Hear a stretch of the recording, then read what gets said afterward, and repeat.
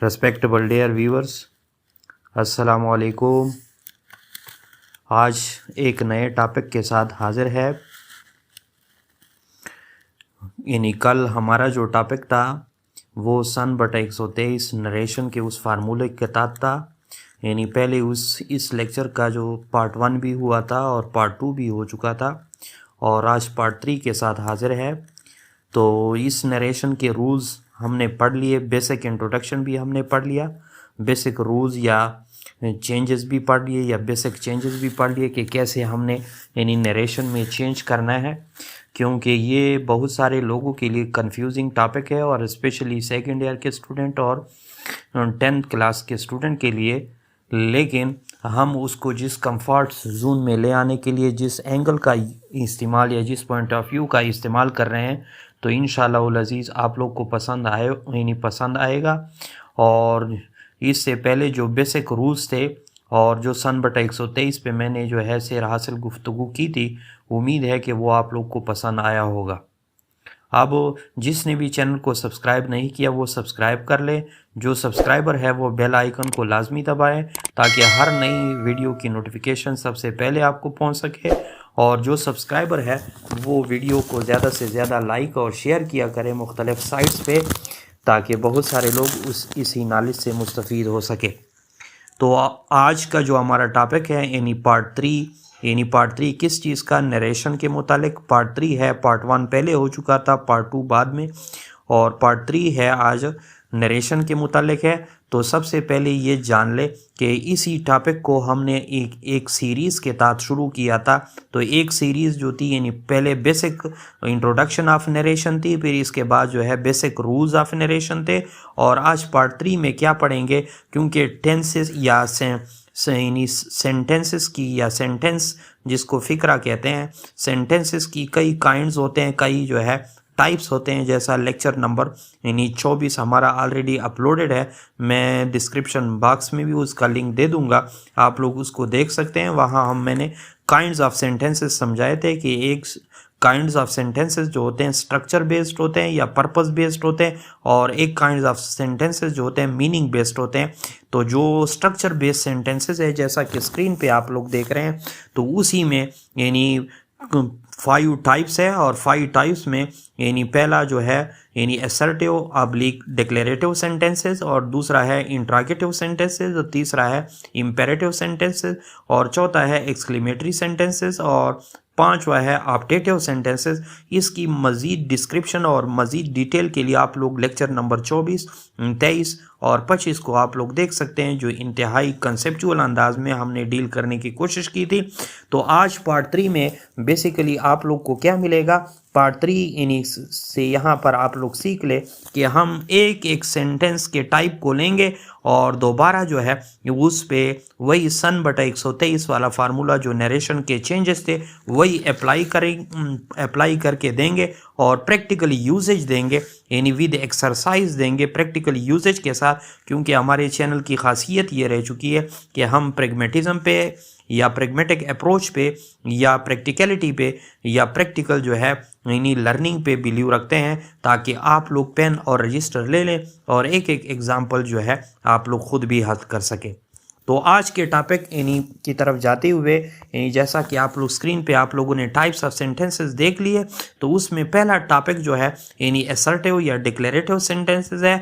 और assertive sentence जैसा कि यानी असर्टिव या डिक्लेरेटिव सेंटेंस को पहले आप लोग उर्दू में उसकी कॉन्सेप्ट थोड़ी सुन ले, और बाकी जो है डिटेल के लिए फिर उसको इंग्लिश में थोड़ा सुन ले, और फिर इसके दौरान क्या क्या तब्दीलियां करनी पड़ती है ये भी सुन ले। और इसके अलावा मज़ीद फार्दर डिटेल के लिए आप लोग लेक्चर नंबर 24 जो ऑलरेडी अपलोडेड है और डिस्क्रिप्शन बॉक्स में उसका लिंक भी दे दूंगा, वो भी आप लोग देख सकते हैं। तो वहाँ से भी आपको काफ़ी कंसेप्ट मिल जाएगा। तो अभी जो है कंसेप्ट ऑफ असर्टिव सेंटेंसेस और डिक्लेरेटिव सेंटेंसेस इन उर्दू, तो जैसा कि आप लोग स्क्रीन पे देख रहे हैं ये बयानिया जुमले होते हैं। यानी असर्टिव का मतलब होता है बयानिया या स्टेटमेंट, या जो कोई बयान या कोई बयानबाजी करता है, बयान जारी करता है या असर्ट करता है या डिक्लेरेशन करता है। यानी डिक्लेयर का मतलब होता है बाज़ाब्ता ऐलान करना या अनाउंसमेंट करना या किसी बात की जो है यानी कार्रवाई करना या किसी कार्रवाई का ऐलान करना।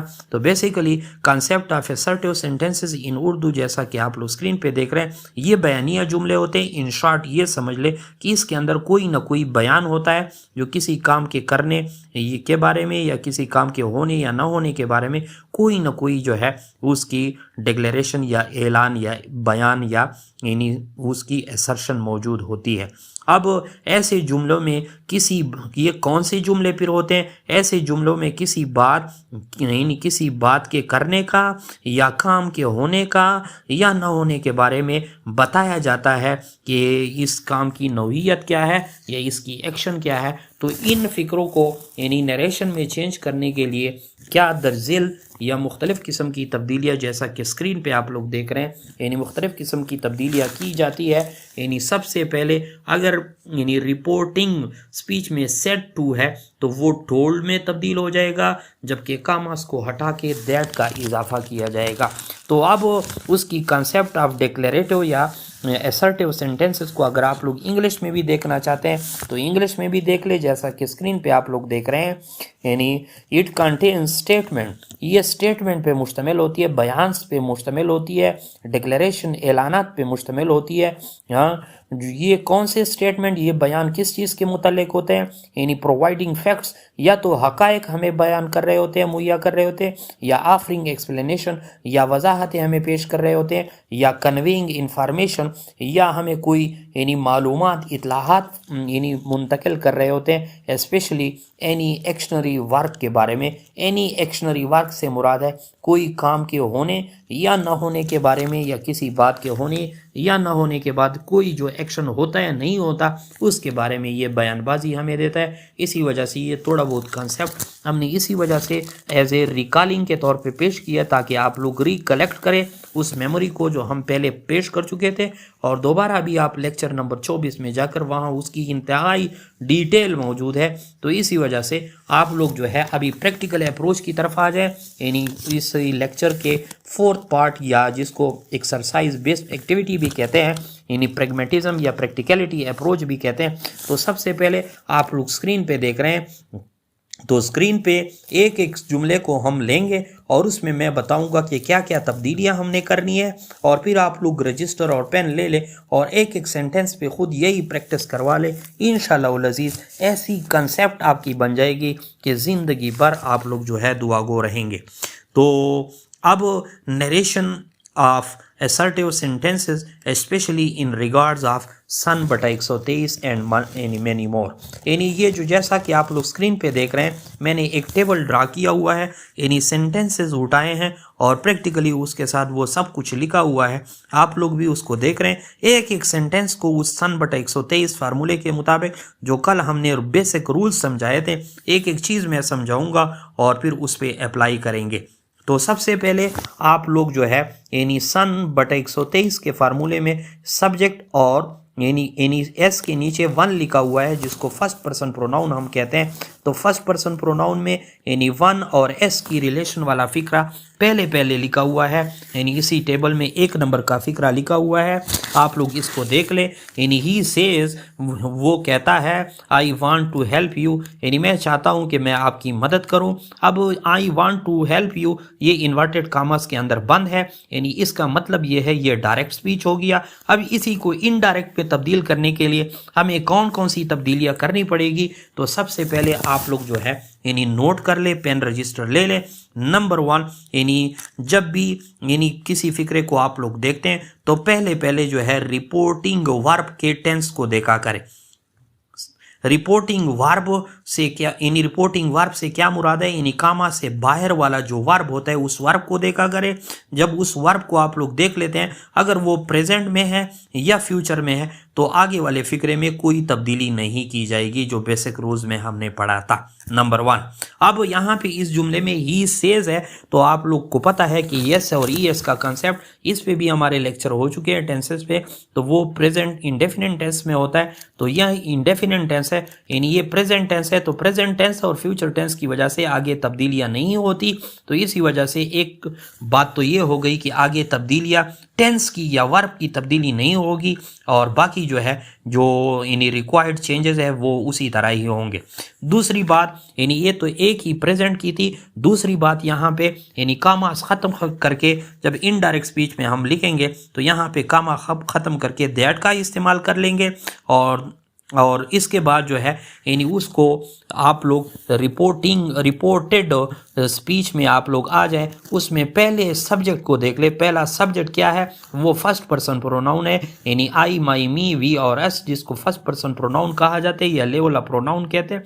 इसमें आई को आप लोग देख रहे हैं जो फर्स्ट पर्सन प्रोनाउन है। तो जो रूल्स हमने पढ़े थे और सन बटा 123 आप लोगों ने पढ़ा था, तो एस और वन के रिलेशन को देखें कि एस और वन का रिलेशन अगर रिपोर्टेड स्पीच में सब्जेक्ट या कोई भी जो है यानी स्टार्टिंग फिगर जो होता है वो फर्स्ट पर्सन प्रोनाउन हो तो वो रिपोर्टिंग यानी कामास के बाहर वाले यानी स्पीच के सब्जेक्ट के मुताबिक तब्दील होगा, जैसे कि फार्मूला है ऊपर लिखा हुआ है। यानी सब्जेक्ट और वन यानी फर्स्ट पर्सन प्रोनाउन सब्जेक्ट के मुताबिक चेंज होगा। ये तीसरी चेंज मैंने बता दी, जब भी हम इनडायरेक्ट में उसको जो है ले जाएंगे। इन ये तीन चेंजेस मैंने बता दिए।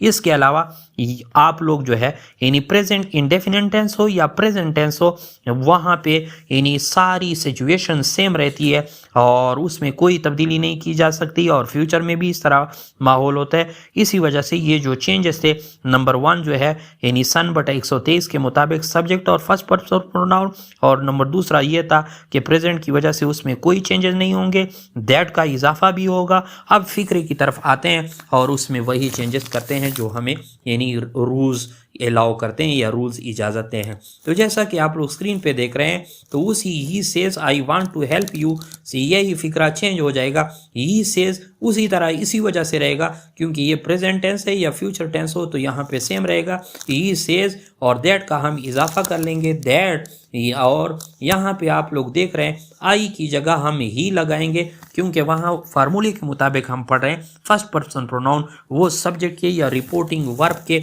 उसी सब्जेक्ट के मुताबिक तब्दील होगा। तो रिपोर्टिंग यहाँ पे ही है तो ही के मुताबिक तब्दील होगा, यानी ही से वो रिप्लेस हो जाएगा। ही सेज दैट ही, और अब आगे जो है फिक्रा किस चीज़ में होगा, प्रेजेंट इंडेफिनिट टेंस में, और प्रेजेंट इंडेफिनिट में थर्ड पर्सन प्रोनाउन जैसे ही, शी, इट या नेम के साथ हम यस या ईएस का इजाफा करते हैं। तो इसी वजह से that he wants to help me. अब पीछे उन्होंने लगाया हुआ है यू। अब यू को आप लोग देख रहे हैं जो सेकंड पर्सन प्रोनाउन है और सेकंड पर्सन प्रोनाउन के लिए फार्मूला यानी O/2 है और O/2 से मुराद है यानी वो ऑब्जेक्ट के मुताबिक यानी रिपोर्टिंग वर्ब के ऑब्जेक्ट के मुताबिक तब्दील होता है। जैसा कि ही सेज टू मी यानी किसी से तो उसने बात कही होगी यानी ही सेज टू मी, तो ये टू मी जो है यहाँ पे रिपोर्टिंग स्पीच में या कामा से बाहर वाले में ये ऑब्जेक्ट होगा और ये ऑब्जेक्ट में जो वहाँ पे सेकंड पर्सन को रिप्लेस करेगा तो वहाँ पे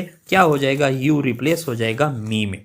इसी तरह इसी फार्मूले को आगे ले जाते हुए इसी टेबल को आगे ले जाते हुए यानी दूसरे फार्मूले के उस दूसरे पार्ट या O/2 या सेकंड पर्सन प्रोनाउन जो अभी हमने पढ़ लिया दोबारा भी देख ले, उसके सेकंड इसी टेबल के सेकंड सेंटेंस को आप लोग देखें जिसको हम O/2 के यानी रिलेशन के लिए हम पढ़ रहे हैं ताकि सन बटा 123 में यानी सब्जेक्ट और फर्स्ट पर्सन प्रोनाउन की समझ आ गई। अब ऑब्जेक्ट और सेकंड पर्सन प्रोनाउन को भी समझ लें यानी उस पूरे सेंटेंस को समझ लें यानी कैसे, और फ्यूचर इंडेफिनिट को भी यानी फ्यूचर टेंस को भी समझ लें यानी जैसा कि फिक्रा उन्होंने यानी दूसरे नंबर पर इसी टेबल में दिया है यानी कैसे, he will says to me you are telling a lie.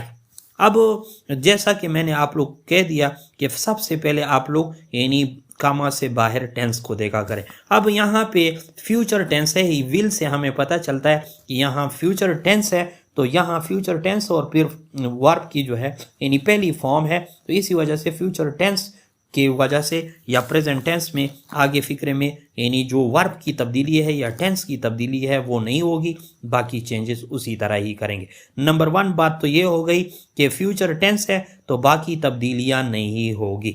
Number 2 बात यानी नंबर 2 रूल ये था कि कामास ख़त्म करके यानी दैट का इस्तेमाल हो जाएगा।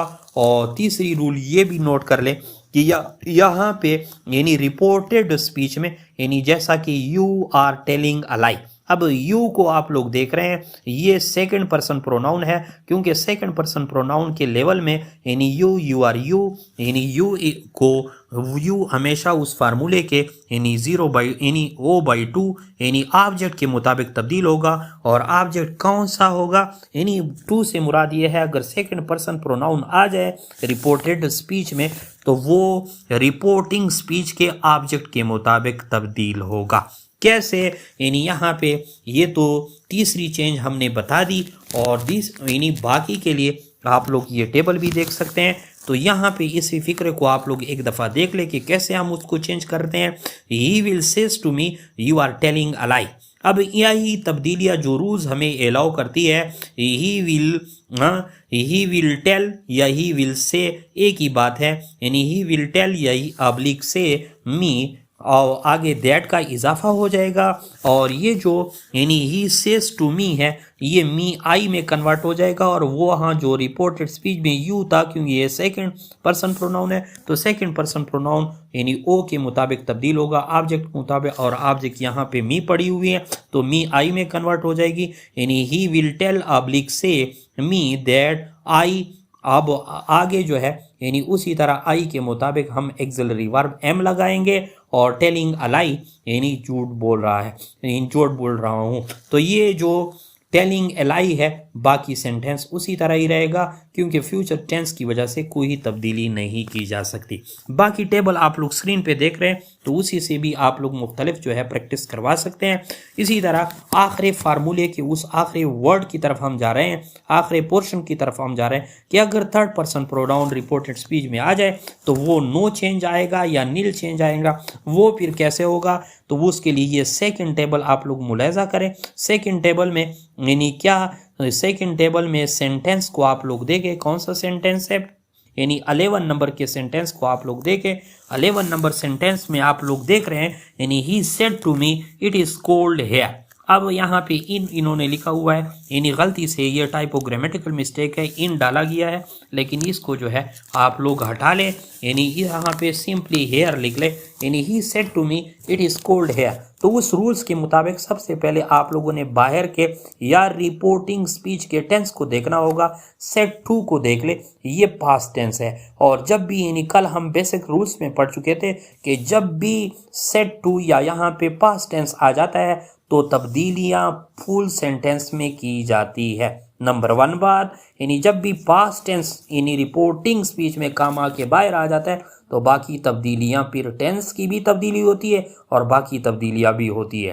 अब यहाँ पे आप लोग सबसे पहले तब्दीली नोट करें कि यहाँ पे पास्ट टेंस है तो पास्ट टेंस जो है कामा के बाहर है तो अंदर वाला जो टेंस है वो प्रेजेंट है, तो ये प्रेजेंट भी पास्ट में चेंज हो जाएगा जो कल हमने रूल्स बताए थे। और दूसरी बात ये है कि यहाँ पे यानी इसी यानी जो असर्टिव सेंटेंसेस थे या डिक्लेरेटिव सेंटेंसेस थे उसमें हमने ये भी पहले कह दिया था कि सेड टू फिर टोल्ड में कन्वर्ट हो जाएगा और कामा को ख़त्म करके हम दैट का इस्तेमाल यानी दैट का इजाफा करेंगे। और इसके अलावा यहाँ पे एक और भी जो सर्टन वर्ड्स थे वो यहाँ पे हेयर इस्तेमाल हो चुका है तो वो देयर में कन्वर्ट हो जाएगा। और इसके अलावा अगर आप लोग मज़ीद भी चेंज की तरफ यानी तवज्जो दे दे रूल्स को जहन में ले आए तो यहाँ पे यानी n/3 के रिलेशन को हम यानी समझाने की कोशिश कर रहे हैं। तो जहाँ पे भी यानी थर्ड पर्सन प्रोनाउन आता है रिपोर्टेड स्पीच में, रिपोर्टिंग में नहीं रिपोर्टेड स्पीच में, तो वो जो है फिर तब्दील नहीं होता है, उसमें नो चेंज होता है। यानी यहाँ पे आप लोग रिपोर्टेड स्पीच में यानी इट है, इट आप लोग देख रहे हैं यानी जो थर्ड पर्सन प्रोनाउन है ही शी इट या दे या ये जो है थर्ड पर्सन प्रोनाउन के लेवल्स में आते हैं तो इट उसी तरह ही इट रहेगा और उसमें कोई तब्दीली नहीं आएगी। यानी अब ये सारे चेंजेस मैंने बता दिए, अब उस चेंजेस को जो है प्रैक्टिकल सूरत में ले आते हैं जैसा कि आप लोग स्क्रीन पे देख रहे हैं। तो यही he said to me it is cold here ऐसा समझिए, इनको ओमिट समझे, यानी ये गलती से टाइपोग्रामेटिकल मिस्टेक है। तो इसको ये कैसे हो जाएगा, सेड टू जो है ये टोल्ड मी में तब्दील हो जाएगा, यानी ही टोल्ड मी, और फिर इसके बाद जो है दैट का इजाफा होगा। इट जो है चूंकि थर्ड पर्सन प्रोनाउन है और नो चेंज है फार्मूले के मुताबिक, तो इट उसी तरह ही रहेगा। और यहाँ पे चूंकि पहले प्रेजेंट टेंस था, इट इज था, तो ये इट वाज हो जाएगा, यानी past indefinite tense in past tense में हो जाएगा। और कोल्ड उसी तरह रहेगा, और ये है जो है उस सर्टन वर्ड के मुताबिक उसकी चेंजेस होगी, देयर में कन्वर्ट हो जाएगा। यानी फुल सेंटेंस कैसे हो जाएगा, he told me that it was cold there. अब इसी सेंटेंस को आप लोग देख रहे हैं और बाकी टेबल भी आप लोग के सामने है। ये तो उस सन बटा 123 के फार्मूले को हमने प्रूफ के साथ, यानी डॉक्यूमेंट्री प्रूफ के साथ, प्रैक्टिकल यूजेज के साथ, प्रैग्मेटिक अप्रोच के साथ और टेस्टिमोनियल के साथ और एक दस्तावेज की सूरत में आप लोग के सामने पेश करने की कोशिश की है। उम्मीद है कि आप लोग को पसंद आया होगा। Thanks for